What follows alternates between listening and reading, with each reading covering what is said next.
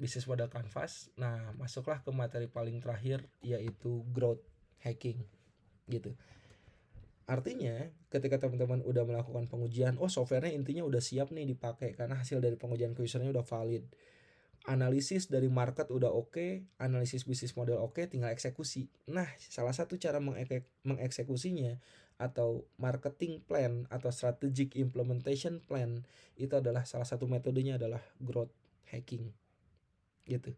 Nah, maka kenapa implementasi growth hacking yang langsung dieksekusi sama teman-teman buat tugas besar kali ini itu adalah publikasi ke sosial media.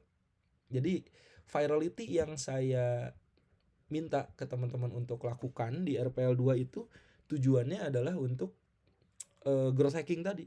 Jadi ketika software teman-teman udah jadi, itu nggak cuman jadi di present ke dosen, bukan, tapi dipublikasikan ke market yang teman-teman udah sesuaikan. Harapannya yang jadi laporan ke saya adalah berapa nih jumlah downloadnya kalau teman-teman bikin mobile ya, natif gitu. Kalau web misalkan walaupun webnya responsif gitu ya, bisa diakses di handphone ataupun di PC dan tempat yang lain.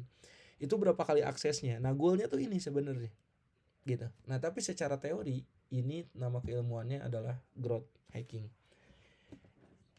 Kalau teman-teman di kelas ini ada yang punya sampingan kerja di agensi sosial media atau digital marketing, nah ilmu ini akan menjadi ilmu penguat gitu ya, bahwa skill yang harus teman-teman miliki di digital marketing adalah growth hacking gitu. Nah, kalau kita udah belajar bisnis model Canvas secara pemetaan seperti ini, nah maka kalau teman-teman kerja di digital marketing, gimana caranya produk yang teman-teman bikin ini bisa terpublikasikan dengan baik secara digital. Titik growth hacking itu ada di area key metric dan ada di area channel. Nah, semoga materi hari ini bisa ditelan aja dulu lah gitu ya sama teman-teman karena kan cukup banyak gitu. One day kalau teman-teman udah akan masuk ke industri, kerja praktek ataupun ke skripsi, boleh buka lagi materi saya ini. Dan saya akan masukkan ini ke YouTube saya juga ya gitu, buat bisa teman-teman akses.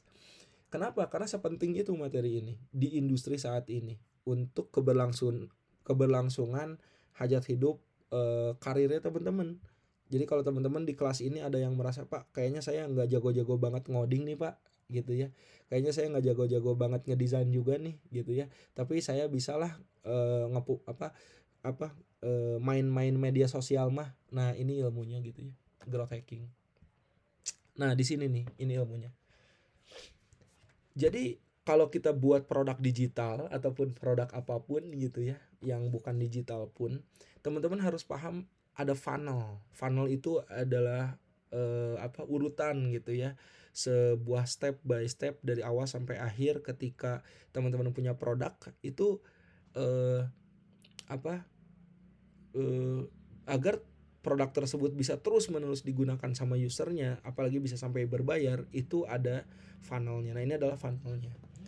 Yang pertama, ketika teman-teman punya produk, itu pastikan orang lain itu tahu. Itulah yang kita sebut publikasi. Gitu kan. Di sini, di publikasi ini adalah fase untuk menumbuhkan awareness. Nah, maka nanti kalau kerja tuh teman-teman akan dipecah tuh. Berapa persentase awareness pengguna teman-teman terhadap produknya teman-teman. Nah, itu tuh tahu enggak? Nah, jadi key metriknya tuh tahu atau enggak. Itu ada di publikasi. Nah, makanya sekarang tuh publikasinya tuh sangat kenceng ya di berbagai media ya, bahkan publikasi-publikasi yang sifatnya nempel ke belakang motor, di baju orang, itu masuk tuh di area harapannya orang jadi tahu. Setelah orang tahu, maka nextnya adalah gimana caranya orang tertarik. Apa sih makna tertarik? Itu akuisisi. Jadi akuisisi itu ibarat kata kalau teman-teman lagi jualan di Gasibu misalkan gitu, teman-teman bilang, oh barang murah, barang apa sih, baju 20.000 murah, 20.000 murah. Nah itu tuh baru tahu doang. Tapi ketika orang tersebut mulai ngedatengin bootnya teman-teman, nah itu namanya akuisisi tuh, ngebikin orang jadi tertarik. Nah ini ada angka persenannya lagi. Nah jadi setiap proses atau fase ini tuh adalah funnel ya. Ketika orang udah tertarik, maka ini berapa sih gitu. Saya coba, nah itulah yang disebut aktivasi. Kalau dalam konteks software, aktivasi ini biasanya contohnya adalah login dan register gitu ya. Nah, karena aktivasi ini contohnya login dan register, maka funnel yang akan dinilai di RPL 2 ini cukup sampai aktivasi saja gitu ya. Sorry, bukan aktivasi, akuisisi saja. Bahkan pure hanya mengakses website dan download gitu. Jadi kalau hanya mengakses website dan download saja, itu secara funnel growth hacking itu pure hanya sampai tertarik saja atau akuisisi saja. Nah, kalau saya perketat lagi mungkin ya itu butuh waktu ya, nggak mungkin nih di sisa 2 minggu terakhir ini gitu, untuk teman-teman bisa lakukan sampai funnel bayar gitu ya. Dulu aja waktu saya di startup inkubasi itu bisa nyampe bayar itu saya butuh 2 tahun gitu ya. Jadi nggak bisa nih cuma 2 minggu doang bisa sampai bayar. Nah, maka funnel growth hacking saya itu untuk di kelas saya cuman sampai tahu dan tertarik. Tertarik ini dalam konteks websitenya diakses, kalau aplikasi mobile aplikasinya di-download, udah aja. Nah, tapi secara keilmuan orang itu harus sampai aktivasi. Kalau aktivasi kan login ataupun register. Nah, abis ini funnel selanjutnya setelah aktivasi adalah retensi. Makanya kenapa teman-teman itu kalau main game itu suka banyak notif kan. Ini ada promo baru nih dari Shopee gitu. Dari TikTok juga, ini ada produk baru gitu ya. Coba cek di sini kali aja kamu dapat diskon. Kalau enggak kayak pemesanan hotel kayak Traveloka, Red Doors, Oyo dan lain-lain. Ini turun harga nih buat kamu staycation, harganya jadi sekian. Nah, itu tuh cara-cara untuk melakukan retensi. Biar produk yang teman-teman pakai itu dipakai terus-menerus, balik lagi ke softwarenya. Nah, itu tuh strategi untuk retensi. Nah, kalau orang udah pakai terus-menerus dengan secara normal, dengan secara natural, orang akan ngeinfoin ke orang lain secara cuma-cuma. Nah, inilah marketing terbaik ya, mouth to mouth gitu, mulut ke mulut gitu. Makanya kenapa di area referral atau referensikan ini di zaman sekarang itu banyak menggunakan jasa KOL atau jasa-jasa influencer. Dan influencer itu ada tiernya masing-masing kan gitu kan. Ada yang emang skalanya masif gitu kayak Raffi Ahmad gitu kan, kayak selebgram-selebgram yang kita tahu gitu kan.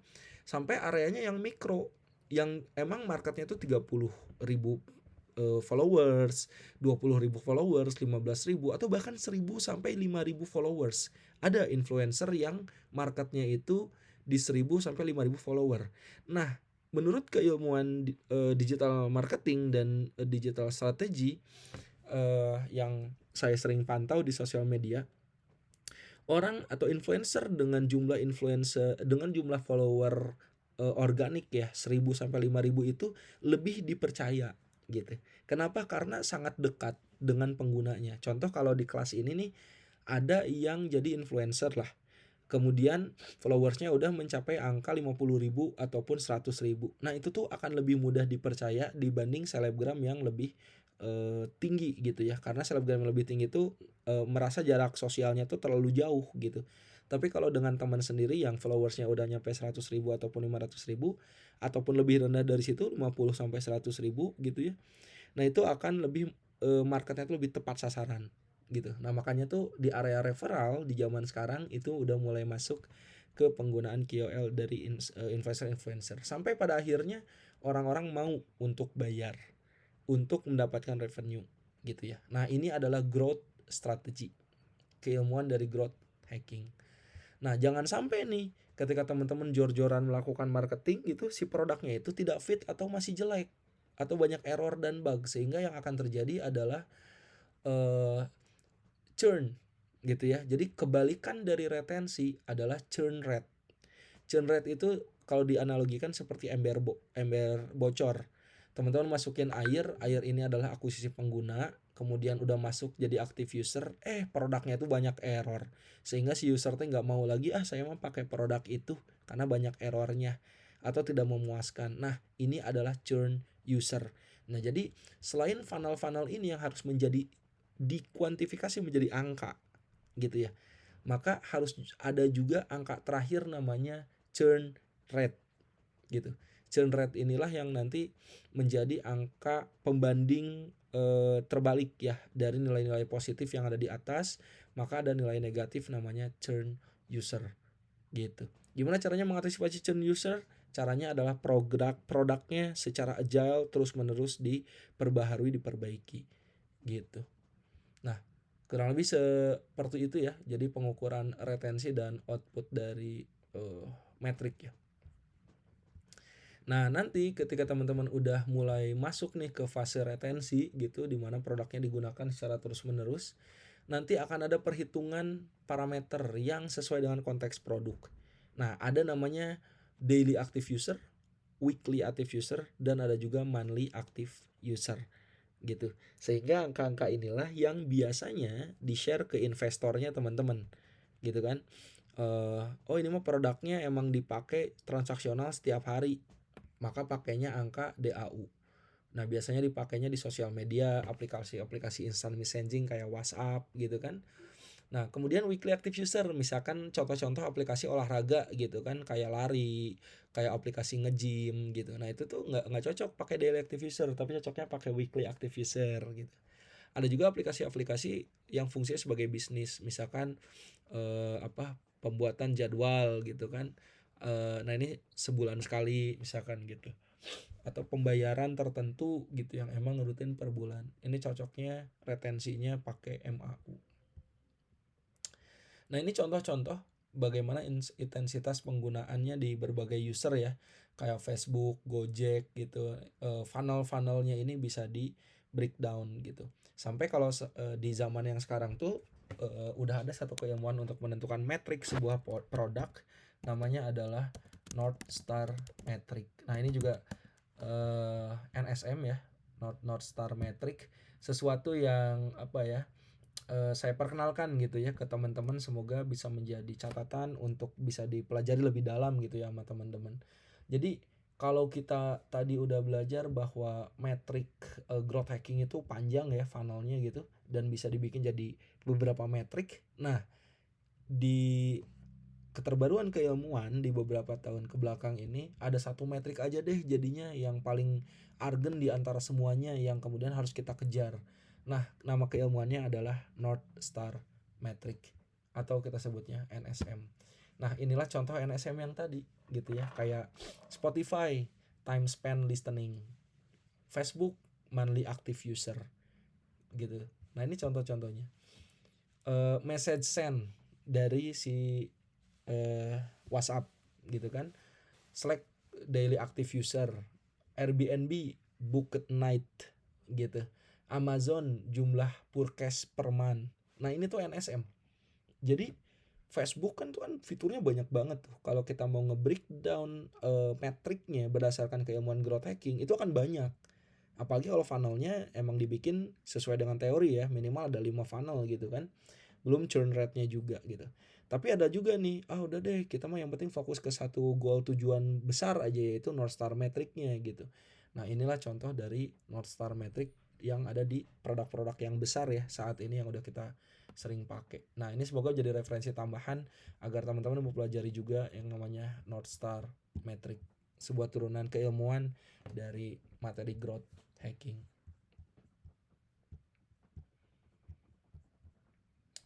Oke, ini ada beberapa contoh actionable metric yang ada gitu. Teman-teman bisa lihat gitu ya, contoh-contohnya ada WhatsApp, Dropbox, kemudian ada metode-metode lain gimana caranya biar orang mau berbayar, bisa jadi kasih insentif, bisa advertise, ataupun ada sales team yang sangat kuat. Terus ini contoh-contoh advertising juga dan implementasi dari si sales team yang bekerja di produk tersebut ya. Jadi bisa dibilang teman-teman yang masuk ke area digital marketing di dalam sebuah pengembangan software tuh sangat penting dan keilmuannya tuh banyak ya yang harus bisa dilakukan. Nah, maka ini ada salah satu referensi juga gimana caranya teman-teman bisa mengakuisisi gitu orang-orang biar mau pakai ke produk yang teman-teman bikin. Nah, ini namanya landing page yang paling tengah. Jadi, kalau teman-teman punya produk, harapan saya teman-teman tuh menyiapkan sebuah landing page gitu. Contoh ya, eh kayak Bitly, kayak Shortly Link, kayak Linktree yang sering dipakai di Instagram influencer tertentu atau akun bisnis tertentu di Instagram, itu tuh adalah landing page gitu ya. Sebuah wadah yang bisa mengumpulkan berbagai konten, mau itu sosmed, advertising, blog, email, search engine ataupun referral. Itu harapannya bisa masuk dulu ke satu wadah besar namanya landing page atau company profile dari produk yang teman-teman bikin. Baru nanti dari landing page ini dilempar ke produk teman-teman yang sesungguhnya. Nah, jadi skema akuisisi digital tuh yang baiknya itu adalah seperti ini. Jadi nggak jebar aja gitu. Jadi kita emang harus ngebuka channel bisnis kita kemana-mana ya, di Instagram ada, Facebook, TikTok ada gitu, LinkedIn juga buat branding CEO-nya juga harus tetap ada, website juga kita harus bikin. Tapi harapannya semuanya bisa dilempar ke satu website utama yaitu landing page. Baru dari landing page kita lempar ke produk. Nah maka ini adalah muara gitu ya dari strategi akuisisi digital serta aktivasinya buat bisa masuk ke produk kita. Nah, maka sangat penting untuk kita teman-teman membuat sebuah landing page yang tepat sesuai dengan kebutuhan pengguna agar produk yang kita buat bisa terinformasikan dengan baik gitu ya. Nah, namun di RPL 2 kali ini mah saya tidak mengharuskan ya teman-teman untuk membuat landing page. Namun secara keilmuan mah tetap harus ada yang namanya landing page gitu. Nah, ini keilmuan landing page mungkin bisa diimplementasikan di luar perkuliahan RPL 2 gitu ya. Sehingga kalau teman-teman kerja gitu di sebuah startup, teman-teman bisa ngerekomendasiin gitu. Startup ini udah punya landing page belum? Karena landing page itu adalah muara dari skema akuisisi digital gitu. Oke, selebihnya ini adalah teknik-teknik ya untuk bisa memviralkan produknya teman-teman sesuai dengan strategi marketing gitu ya. Dan yang paling oke adalah word of mouth atau mouth to mouth gitu ya, atau dari teman ke teman atau dari mulut ke mulut gitu. Ya, eh selain ilmu di growth hacking, itu ada juga satu keilmuan di area marketing namanya AIDA gitu ya. Nah, ini kan tadi kita di growth hacking ada akuisisi, aktivasi, ada retention, ada referral dan revenue. Nah, namun ada keilmuan juga eh, yang bisa jadi komparasi gitu di dunia marketing namanya adalah AIDA marketing. AIDA adalah attention, interest, desire, dan action gitu. Dan di sini kalau kita cek gitu ya secara psikologi, attention nembaknya ke kognitif, interest masuknya ke efektif, desire masuknya ke behavior, dan ini nembak langsung ke aksi sehingga memunculkan sebuah keyakinan bahwa produknya itu bisa untuk memuaskan pengguna. Nah, ini AIDA selain materi growth hacking, metode yang lain sebagai komparasi adalah AIDA model gitu. Ini juga contoh kuat gitu ya untuk teman-teman bisa mengimplementasikan digital marketing dari produk yang teman-teman buat gitu. Oke, kurang lebih seperti itu materi terakhir RPL 2 di pertemuan ke 13 ke 14 hari ini gitu.